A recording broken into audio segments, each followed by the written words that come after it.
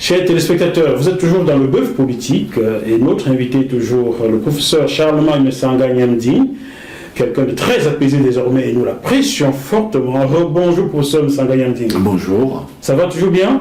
Non, je suis toujours bien. C'est toujours bien, hein, quand on parle pas du Cameroun, ça se passe bien. Nous allons maintenant parler du pays voisin du Cameroun, un pays dans lequel il y aurait eu un coup d'État le 30 août dernier, qui a vu arriver au pouvoir le général Oligui Nguema. Alors aujourd'hui, on parle de grands dialogues au Gabon. Il y a de cela 7 ans, 8 ans, Ali Bongo mettait sur pied notre grand dialogue pour lequel j'avais interviewé René Delezo, que vous connaissez peut-être. Jusqu'à quand va-t-on dialoguer dans ce pays-là? Chaque président dialogue, on dialogue, mais qu'est-ce que vous pensez de ce dialogue? Je pense que comme au Sénégal, il y a des leçons à tirer. J'en vois 3. Je pense que le dialogue national aujourd'hui au Gabon ne peut accoucher que d'une souris. Pourquoi? Parce que vous allez vous rendre compte que toutes les résolutions qui vont venir seront une rupture tout simplement contre la famille Bongo.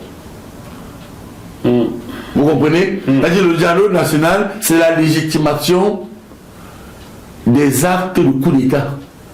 Vous dites que le dialogue national gabonais aujourd'hui, c'est la légitimation des actes du coup d'État. C'est tout. Qui va venir dire que Oligui Nguema doit partir? C'est là où je vous dis que quand on parle de dialogue, vous avez des gens immatures qui sont comme des sornettes. Citez-moi un seul pays dans le monde où les gens peuvent exister sans un leader sur lequel ils s'appuient. Ici en France, quand M. Macron a gagné, il n'avait pas de parti. Vous n'avez même pas vu ces blancs-là, pardonnez-moi le terme blanc, parce que ça peut être péjoratif, je dis vraiment pardonnez-moi. Vous n'avez pas vu les Français se retourner tous pour dire que maintenant ils sont avec En Marche?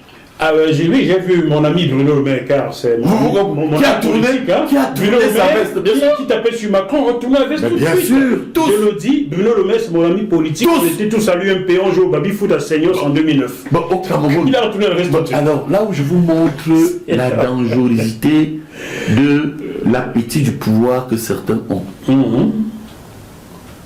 Le président Ahidjo, qui a quand même été le père de la nation. Or, c'est Paul Biya qui a dit un géant de l'histoire de l'Afrique. Mais regardez qui parle encore d'Ahidjo.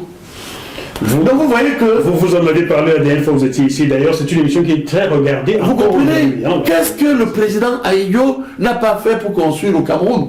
Alors, c'est vous dire que ce dialogue, puisque nous parlons du Gabon... Le dialogue du Gabon, oui. Le dialogue est mis en place pour légitimer le pouvoir de Oligui Nguema. Et vous allez voir que au Cameroun, lorsque les gens vous ont parlé du grand dialogue, qui est similaire un peu à celui-là, il y a eu du trucage. Vous savez pourquoi? Le grand dialogue camerounais était truqué parce que moi j'ai été consulté à la base. Le trucage, c'est que les anglophones vous disent qu'ils sont mal à l'aise. Et ils le sont. Bien. Que font les astres du président de la République? Et ils disent, tiens, il a convoqué un grand dialogue national. Mais parce que nous ne voulons pas donner l'impression aux anglophones que nous allons régler leurs problèmes, on va dire qu'il concerne tout le monde. C'était déjà l'échec. Je vous assure que moi j'étais là quand on préparait le sens à donner au dialogue national. J'étais dans un camp minoritaire avec quelques personnalités pour les protéger que je ne voudrais pas citer ici, qui, au comité central du RDPC, et dans les préparations qui étaient le nôtre, M. Nkoyte dit encore, il peut dire que dans les consultations, j'ai dit que faites un dialogue pour les anglophones. Ils vont nous dire ce qu'ils veulent et on va démarrer. Ils sont venus élargir le dialogue à tout le monde. Restons sur le Gabon, nous sommes au Et le Gabon nous parle. Vous allez toujours au Cameroun, restons. Non, ce sont les translations. Car les Gabonais vont écouter ce que vous dites. Les Gabonais, malheureusement, étaient sous l'emprise d'une dictature familiale. La question maintenant, il faut changer les choses. La question maintenant, Ali Bongo déchu, Sylvia Bongo, son épouse en prison, vous l'avez dit il y a quelques minutes. Comment vous, qui êtes proche du régime de Yaoundé, avez-vous reçu cette nouvelle de l'emprisonnement de Sylvia Bongo? au Gabon. Comment vous l'avez accueilli au Cameroun? Avec beaucoup de torpeur. Pourquoi Parce que je vais vous dire que actuellement, Abilé Bindié qui est aujourd'hui en train de partir, et je me rappelle, vous savez, la petite vue qui me reste là, surtout du côté de l'œil gauche là, lorsque M. Oligui prêtait serment, vous n'avez pas remarqué une image?